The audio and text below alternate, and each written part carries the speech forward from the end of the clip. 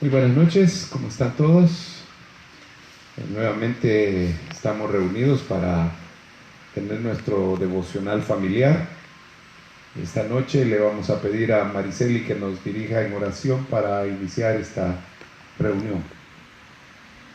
Señor, te damos gracias por este día, por una semana más que nos permites iniciar, que podamos escuchar tu palabra, Señor, que podamos recibir de ti. En tu nombre oramos. Amén y amén. Amén. Esta noche quiero compartir algo.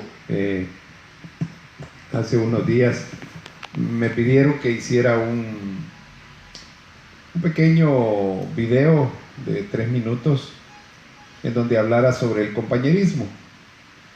Entonces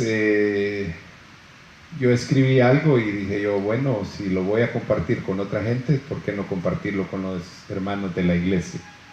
Así que hoy vamos a hablar sobre tener compañerismo. Para ello yo quiero pedirle que usted busque 2 versículos ahí en su Biblia, Hechos 13:13 y Gálatas 2:9. Y vamos a ver qué dice la Escritura acerca del compañerismo.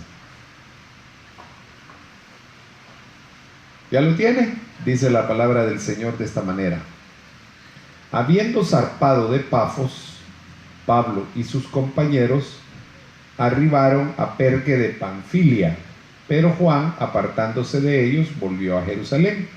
Este es el primer viaje misionero de Pablo con sus compañeros, dice, oiga. Y en Gálatas 2:9 dice: y reconociendo la gracia que me había sido dada, Jacobo, Cefas y Juan, que eran considerados como columnas, nos dieron a mí y a Bernabé la diestra en señal de compañerismo, para que nosotros fuésemos a los gentiles y ellos a la circuncisión. En estas 2 porciones de la palabra, estos 2 versículos, en una encontramos la palabra compañeros y en el otro encontramos la palabra compañerismo. Definitivamente todos y cada uno de nosotros necesitamos algún compañero en nuestra vida, alguien que puede ser nuestro familiar, nuestro amigo, un pariente, pero debe de haber alguien que siempre nos acompaña. Yo no sé usted desde pequeño si tuvo algún compañero o tuvo compañeros en la escuela, y dentro de esos compañeros siempre había un amigo especial. Entonces Jesús, conociendo el valor que tiene el vivir, el tener un compañero, el vivir en compañerismo, enseñó a sus discípulos, ¿verdad? Este valor.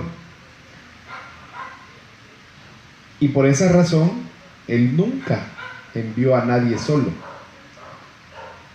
Cuando comisionó a los 70 de sus discípulos, que era un grupo de discípulos que Él tenía, formó al menos parejas, así dice la palabra, porque conocía las Escrituras. En Lucas 10:1 dice lo siguiente, allí el título es Misión de los 70. Después de estas cosas, designó el Señor también a otros 70, dice, a quienes envió de 2 en 2 delante de él a toda ciudad y lugar a donde él había de ir. Y en Eclesiastés 4:9 dice lo siguiente: mejor son 2 que 1, porque tienen mejor paga de su trabajo. Ok, Jesús conocía el valor de tener un compañero. David conocía el valor de tener un compañero. ¿Por qué? Porque un compañero cuida del otro. Cuando uno cae, el otro lo levanta. Cuando uno tiene frío, el otro lo cobija. Ambos se cuidan las espaldas, porque antes en las batallas los compañeros no crea que iban a la par. Se ponían espalda con espalda. Esa era la forma de cuidarse, ¿verdad? ¿Por qué? Porque entonces cuando yo estoy de espaldas, no puedo ver lo que está sucediendo allá atrás, pero si mi compañero está su espalda junto a la mía, entonces él sí ve lo que está sucediendo a mis espaldas y yo puedo ver lo que sucede a las espaldas de él, entonces ambos nos defendemos. Entonces por eso es que Jesús decidió enviar compañeros en parejas, dice en esta porción. El compañerismo hace que seamos empáticos con la otra persona. ¿Qué quiere decir? Que nos ponemos en los zapatos de la otra persona. Le cuidamos sus espaldas y él las nuestras. Y se obtienen mejores resultados. Cuando yo soy empático, entonces yo puedo saber qué es lo que le sucede a la otra persona y trato de ayudarla. ¿Por qué? Porque como estoy en los zapatos de él, entonces conozco qué le está sucediendo. Los compañeros generalmente conocen al otro. Allá en el colegio, yo recuerdo, teníamos por lo menos una noción general de quiénes eran nuestros compañeros de estudio, y mucho más con los que los relacionábamos mayormente, nos conocíamos más, conocíamos nuestros gustos, conocíamos lo que hacíamos, muchas de las cosas. ¿Por qué? Porque siempre andábamos juntos, platicábamos y nos contábamos lo que nos sucedía. Entonces nos llegamos a conocer en cierta manera. Jesús tuvo compañeros. La Biblia no dice cuántos discípulos realmente seguían a Jesús. Aquí habla de que habían 70, dice. Al final, en los Hechos, dice que eran 120 los que estaban el día de la ascensión de Jesús a los cielos. Pero lo que sí es cierto es que Jesús andaba con discípulos. No dice cuántos eran sus discípulos que le seguían. También le seguían multitudes. Pero sus compañeros de andanzas, sus compañeros de camino, sus compañeros de ministerio, eran sus discípulos. Y un ejemplo de que habían otros discípulos, porque tal vez hemos mal aprendido que los discípulos eran solamente 12, y no eran 12 únicamente, eran mucho más. Dice una parte de la palabra que Jesús estaba con sus discípulos en una casa cuando le dijeron: ahí te buscan tu madre y tus hermanos. Entonces les dice: ¿quiénes son mi madre y mis hermanos? Sino aquellos que hacen la voluntad. No dice que estaba con los 12, dice que estaba con los discípulos. Y sorprendente, porque en otras porciones de la palabra, que ya vamos a leerlo, dice que Jesús y los 12 discípulos. Entonces ahí sí es específico. Pero en Mateo 8:21 dice: otro de sus discípulos le dijo: Señor, permíteme que vaya primero y entierre a mi padre. Entonces Jesús tenía discípulos, una cantidad de discípulos, que no sabemos cuántos eran. En Mateo 20:17 dice: subiendo Jesús a Jerusalén, tomó a sus 12 discípulos aparte en el camino y les dijo. Entonces ahí sí especifica que tenía un grupo de 12 amigos, compañeros, que eran parte de sus discípulos, que eran los que él llamó apóstoles en un momento. Y oiga, y tenía otro grupo de compañeros. Dentro de los del total y de los 12 había un grupo más pequeño. Dice: 6 días después, Jesús tomó a Pedro, a Jacobo y a Juan, su hermano, y los llevó aparte a un monte alto. Mateo 17:1. Entonces, Jesús tuvo compañeros de ministerio durante 3 años y medio. Todos los discípulos que lo acompañaron durante todo ese tiempo, probablemente, y así ha de haber sido, comenzó con un grupo pequeño, porque dice que inició él solo, luego empezó a llamó a Pedro, Juan, Jacobo y Andrés, y entonces comenzó a reclutar. Después, conforme él daba sus enseñanzas, se iban incorporando otros. Habían multitudes que lo seguían porque les daba de comer, pero habían otros que sí estaban adquiriendo el conocimiento y la experiencia de andar con Jesús, caminando todos los días. viéndolo hacer milagros, oyéndolo compartir las enseñanzas, muchas cosas que después estos compartieron con la iglesia que nació. Y de en medio de ellos había ese grupo más cercano, a los cuales él les compartía muchas cosas, les revelaba muchas de las escrituras, que eran los 12 apóstoles. Por ejemplo, la Biblia no dice que fue a comer con los 12 la cena de la noche en que fue capturado. Dice que fue con los discípulos y envió a unos discípulos primero para que fueran a buscar y preparar el lugar.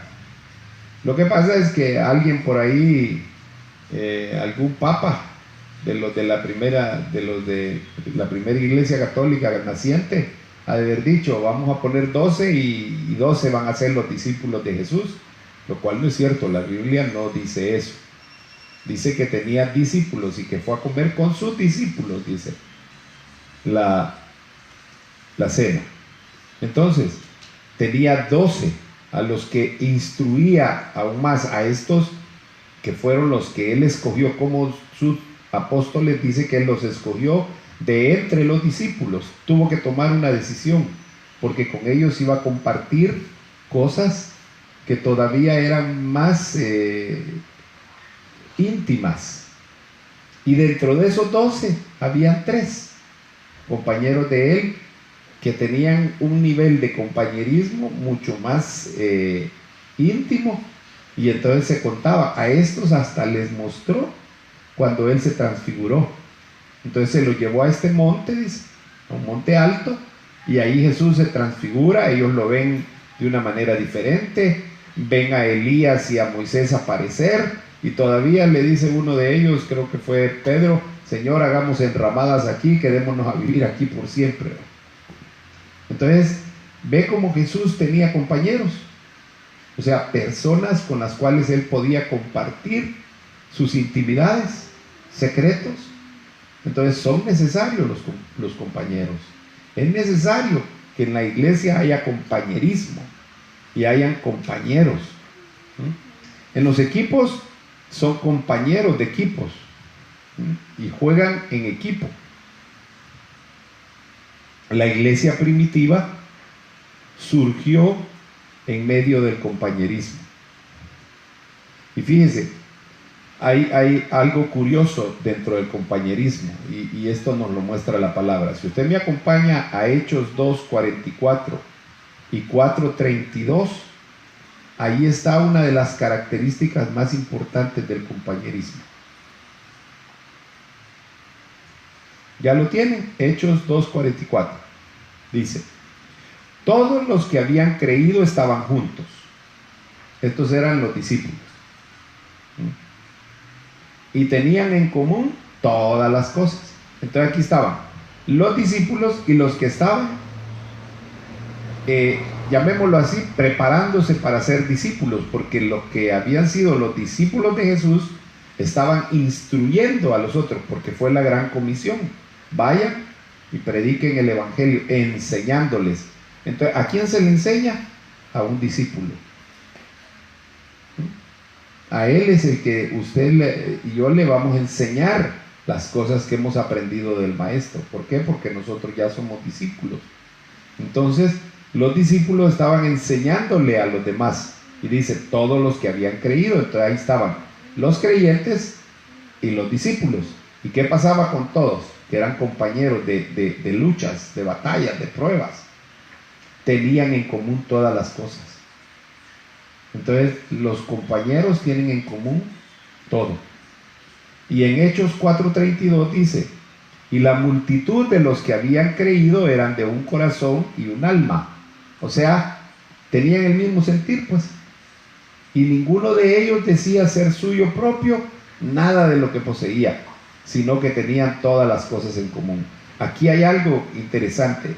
Ya no solamente tenían todas las cosas en común, sino que nadie decía ser suyo propio.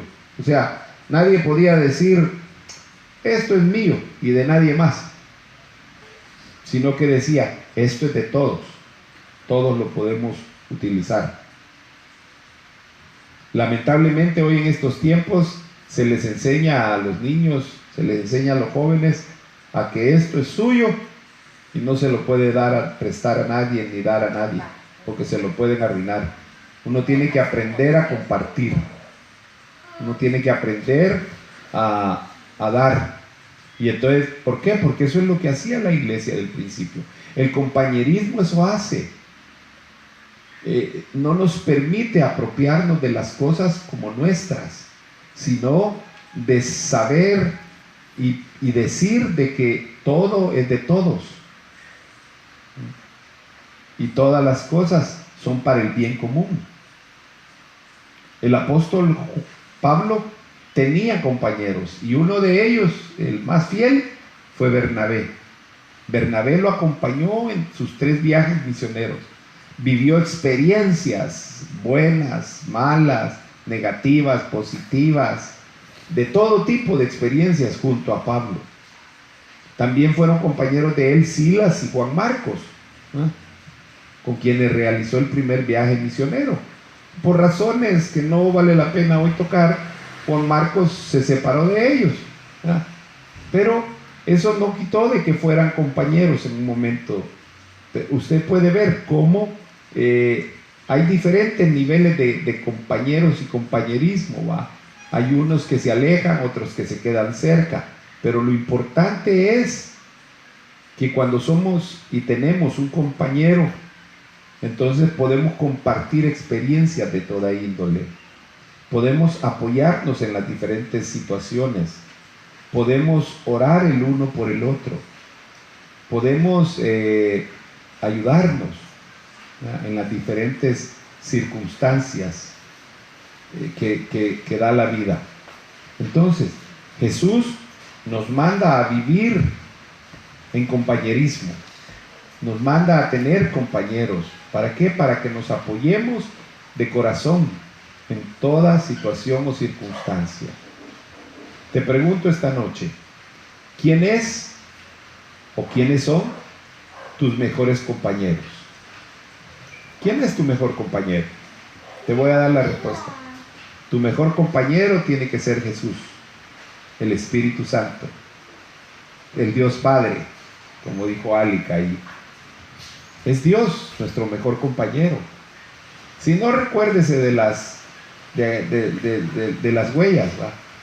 Iba el joven, iba con Jesús, y entonces dice que en un momento el joven solo vio 2 huellas y le reclama a su compañero, a Jesús, y le dice: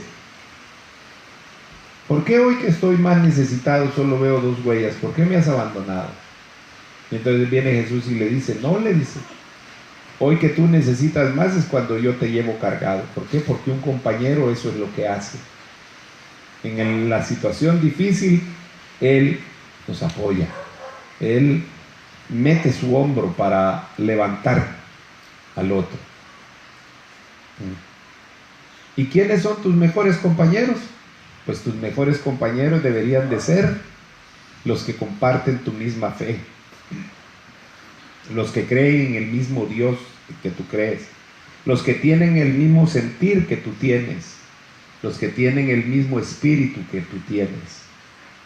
Muchas veces nuestros mejores compañeros o nuestro mejor compañero es alguien que no comparte con nosotros ni el espíritu, ni el sentir, ni la fe, ni nuestra visión.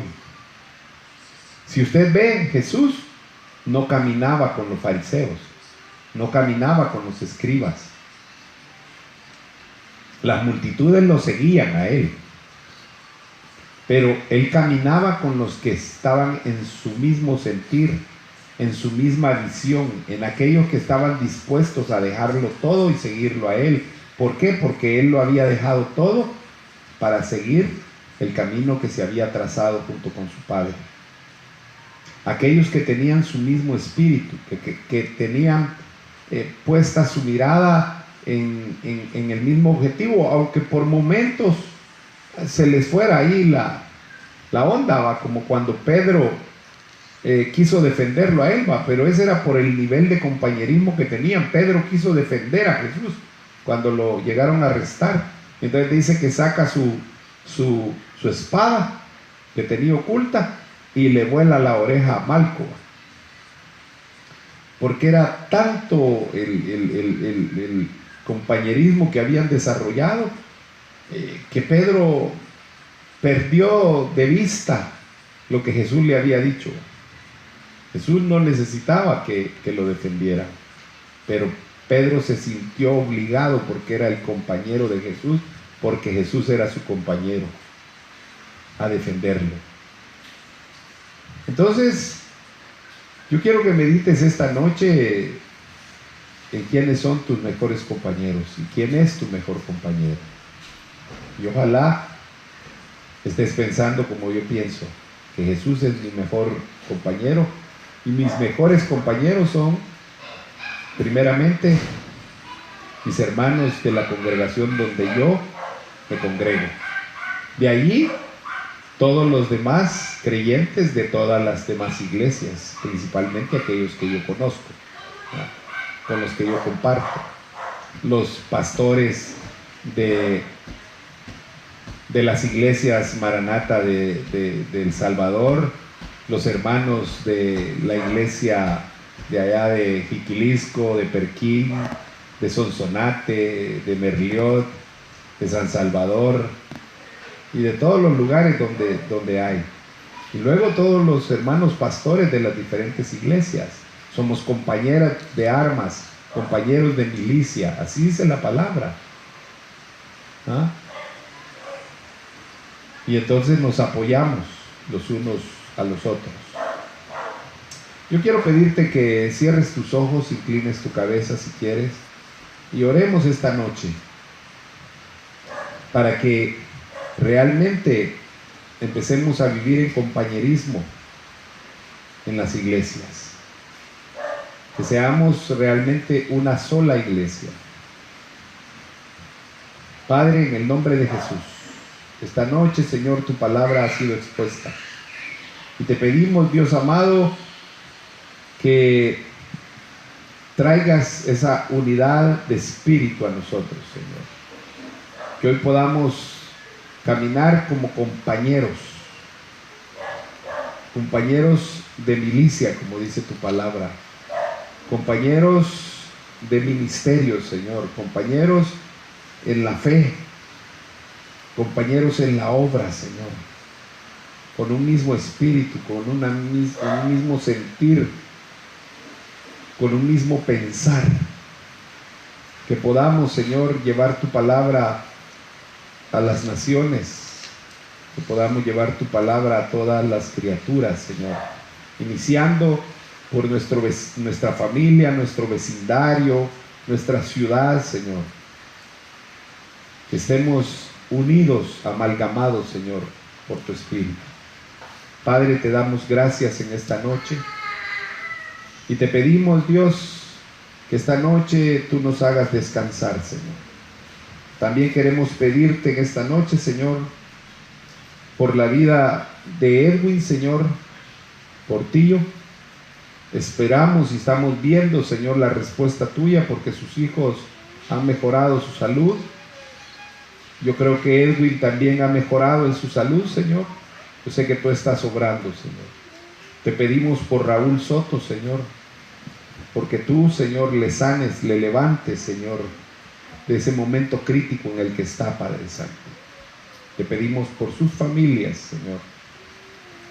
Te pedimos por todos aquellos que hoy están enfermos de este virus, del coronavirus, Señor. Y te pedimos que traigas sanidad, salud, Señor, a sus vidas, Padre Santo. Y a todos los que estamos sanos, Señor, yo te pido que nos guardes, que nos libres, Señor, de todo el mal, Señor, que se cierne sobre este mundo, Dios. Te pido, Dios, que perdones nuestros pecados, Señor, y que escuchen nuestras oraciones, Señor, porque humillados delante de ti estamos, Señor. Y sabemos que cuando tu pueblo se humilla, Señor, y clama de todo corazón, Señor, tú oyes su clamor y respondes, Señor, y sanas la tierra, Dios. Y eso es lo que hoy te pedimos, Señor. En el nombre de Cristo Jesús, Señor. Amén y amén. Que la paz y la gracia del Señor vaya con todos y cada uno de ustedes. Les esperamos mañana a las 6:30 de la noche para nuestro estudio de los días martes.